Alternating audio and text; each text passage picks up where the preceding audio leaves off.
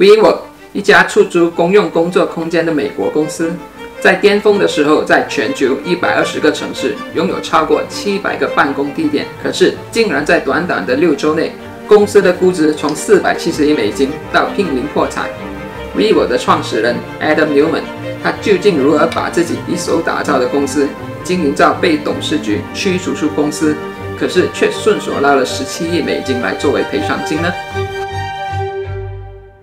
嗨，大家好，今天呢，我们就想带大家走进 WeWork 这一家备受争议的公司，看看它是如何一步一步的从华尔街最受瞩目的明星独角兽公司，到现在备受投资者冷落呢。1979年的时候 ，WeWork 的 CEO Adam Neumann 呢，他就出生在以色列。Adam Neumann 呢，他个子长得很高，大概有196公分左右，脸长得有点帅气，至少是蛮受那些女生欢迎的。你不喜欢？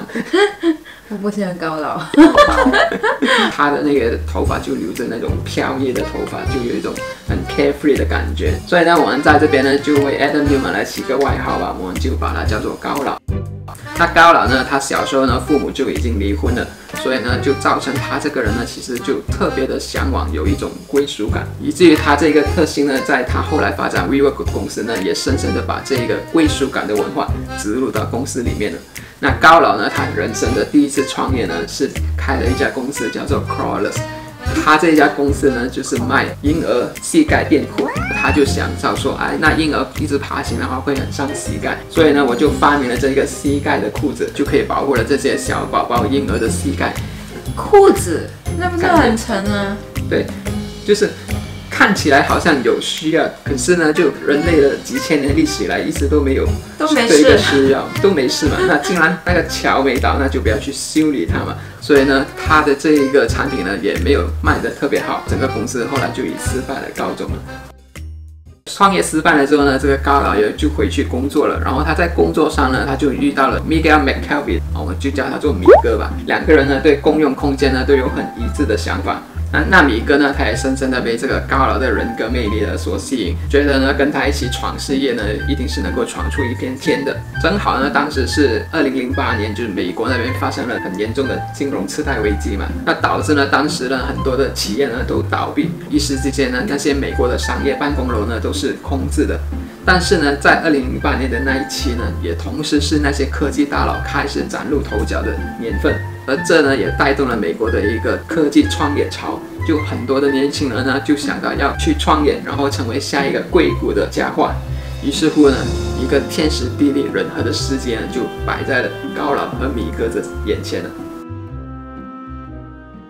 他们的想法就是在美国纽约SoHo这个高档的商业大楼集中区呢，去把那些已经空了的办公大楼租下来，然后呢就再给它进行装修，就装修到很有那种很高端、很有逼格、很摩登的那种工作空间，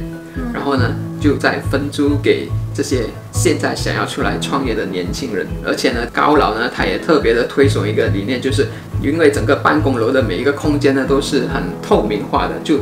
大家都可以，大家看到大家互相的在工作。他想要去创造一个工作环境，就是大家可以互相鼓励，然后互相帮忙，就想要孕育出一种 work hard play hard 的一种工作氛围，就很积极向上的一个工作环境。所以呢，这么样的一个公用工作环境呢，也很受这些年轻创业者的欢迎。那 WeWork 呢，在短短创办2年里面呢，就估值也来到了9700万美金。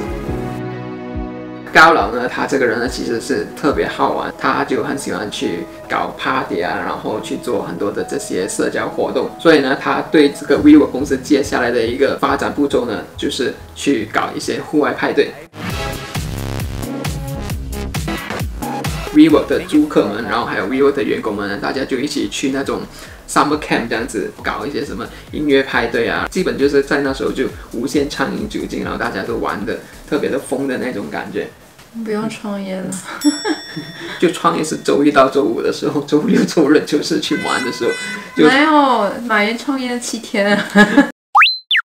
高老呢，他自己呢，因为刚才我都说过他是比较有归属感的一个人，所以呢，他的公司这个名字 WeWork 的意思呢，就是那个 We 就是我们。就他强调的就是现在的这个社会呢，不再是一个单打独斗就能够赢的话的一个局面。现在呢，都是要 我们大家一起要互相凝聚、互相帮忙，然后呢，大家互相鼓励，就是只要大家聚在一起呢，我们就能够去达到我们所有的梦想。他也时常在这些派对那边呢表达这些打鸡血的言论，然后大家听了也很兴奋嘛。大家就是你在创业的时候最想听的就是啊，你行的，你可以的，然后我们一起努力，我们一起加油。然后大家听了也很爽，所以就是变成了有这样的一个很好的生态圈。那些租客们对 vivo 的整个工作环境的这个公司的粘性也特别的高，大家都有一种活在一起的感觉了嘛。所以呢，接下来呢，高老呢又在发展了一个部门叫做 WeLive， 就你不单只是可以在这边工作，你也可以在这边住了。这里的 Airbnb 就不像 Airbnb， 就它比较像就是那种短住 share house。就澳洲我们也不是有那种 share house。就是你一天可能20多块钱，然后里面呢就是有共用的洗手间、共用的厨房，只是睡觉的时候你回到去自己的房间睡觉这样子。但后来呢，也是有一些租客，他也是讲，他们只是变成他们的生活的整个人生的朋友圈里面就变成只有这些 WeLive 的人，就是 WeLive 外的那些社交能力陷阱。对，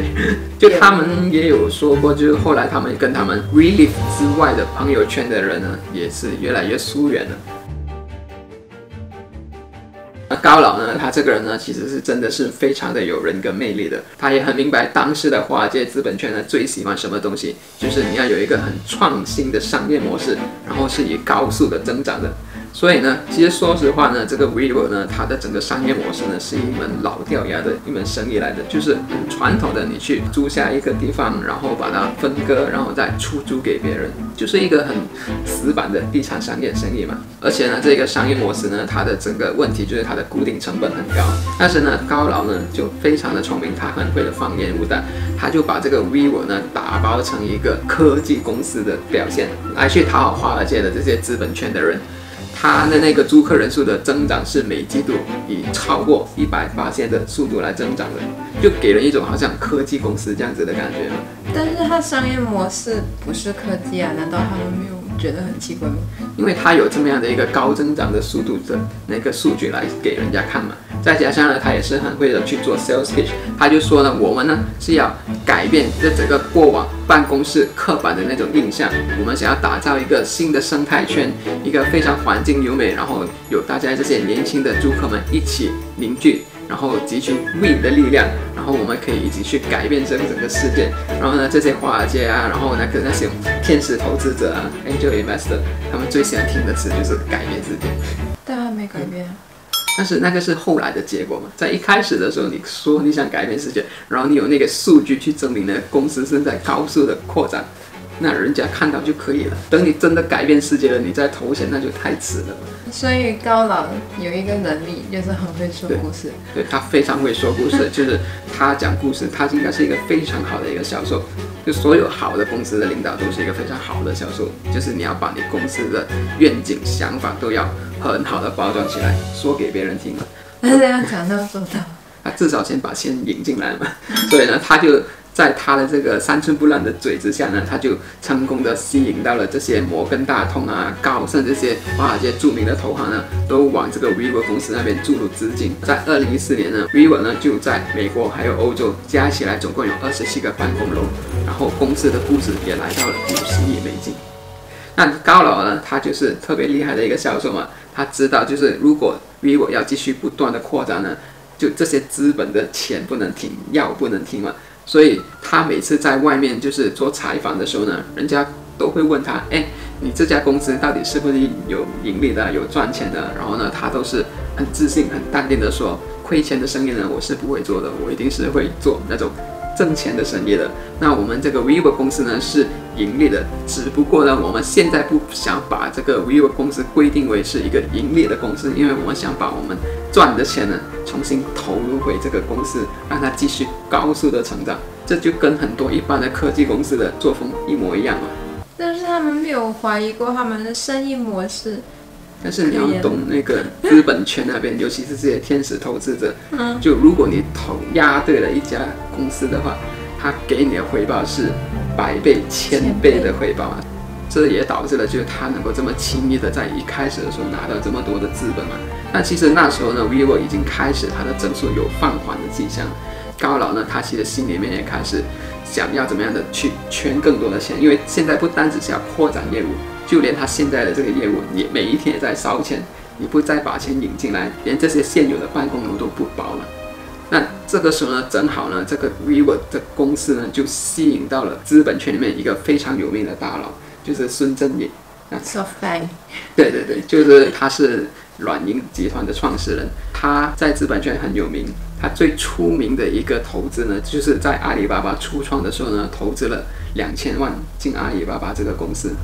然后得到了阿里巴巴29.7%的股份。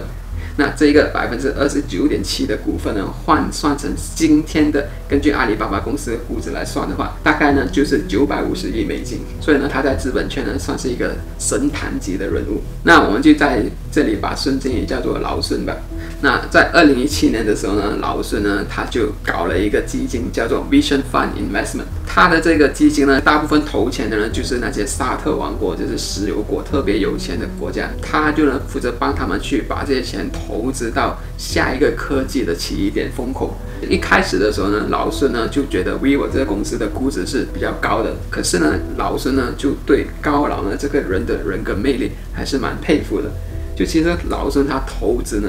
只是看人格。他说了，他当初跟这个马云见面的时候呢，也是因为马云的人格，就决定把钱投给马云，而不是因为他觉得阿里巴巴的什么公司愿景是能够打动他的。但这个原理是对的呀。对，这个是原理是对的。那后来呢，高老呢就打听到这个老孙呢要飞过来美国，然后去拜访一些人工智能的这些初创公司。那他自己就想要去试试跟老孙安排一次会面，然后看看能不能够吸引到老孙呢，也把一些资金投入到 WeWork 公司这边。那老孙呢，其实他特别欣赏高老的这一方面呢，他就同意了要会见高老2个小时。见面的当天呢，老孙呢就迟到啊，但是呢，老孙呢，毕竟呢，他还是一个生意人，说到做到嘛，那他就还是有来到了 WeWork 的总部，但是呢，他就见到高老的时候呢，他就直接跟他说啊，不好意思，我来迟了，可是呢，我就只有大概12分钟的时间，因为我要赶去下一个地方了。高老呢就以一个火箭的速度呢，立马的把老孙带去参观这个 WeWork 的总部，然后很快的呢，这个12分钟就过去了嘛。然后呢，老孙就跟高老说，哎，不好意思啊，我就时间到了，我现在要走了。但是呢，如果你愿意的话呢，你可以上我的车，跟我一起去到我下一个地点。然后高老听到了就立马 OK 了，他就拿了他手上的 iPad， 然后直接是上了老孙的车，然后呢，打算在车里面呢跟老孙画 WeWork 的大饼。那在车里面呢，高老呢就想拿出他的 iPad， 然后跟老孙开始讲故事。然后那个老孙就跟他说，你就收下吧，我们就来谈话就好。然后这时候呢，老孙就问高老一个问题，在一个拳击赛里面呢，你觉得是会聪明的人打赢比赛呢，还是一个疯狂的人会打赢比赛？疯狂的人。你的答案是没有错的。那你应该要去见一见老孙，说不定他愿意投一些几个亿在你的这些想法里面了。你有想法吗？你有啊？我们一起见老孙。但是呢，当天呢，高老回答老孙的呢，他是说聪明的人。那老师呢就跟高老说，其实你答错了，你现在呢就是不够疯狂。然后老师呢就跟高老开始诉说他对 WeWork 有的公司愿景，他就是想要 WeWork 能够做到是一个全球的公司。然后呢说完呢，他就递给了高老一张40亿美金的支票，然后呢就跟高老说，你去疯狂吧。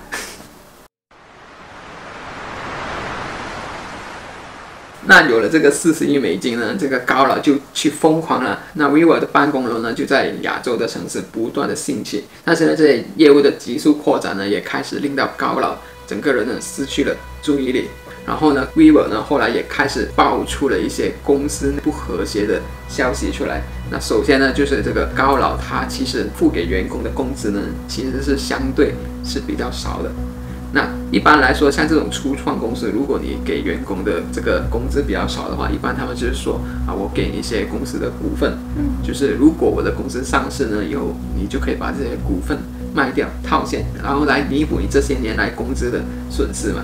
但是呢，这个高老这个人还特别狠，他就利用了在下属面前特别的有魅力、容易被说服的情况之下呢，给了员工购买公司股票的权利。也就是说，如果 WeWork 将来上市的时候，你就可以以一个内定的价格去购买公司的股份。就是说高老还可以继续在员工那儿圈钱，如果上市的话，对，就很狠的一个方式，阴险。对，但是呢，就他的员工呢，基本就大部分都是没有太多的这些法律啊、资本的一些知识嘛，所以呢，他们就误以为高老呢是有给了他公司股票。那在来到了2019年的时候呢，这个 WeWork 呢，在全球呢这120个城市里面呢，有多达700个办公的地点，公司的估值呢也来到了470亿美金。高老呢就觉得是时候了，我是想要把 WeWork 搞上市了。但是呢，在美国呢，你要把公司搞上市的时候呢，你就必须先准备一份叫做 S1 的招股书，就等于人类的学检报告全部要公布天下。对。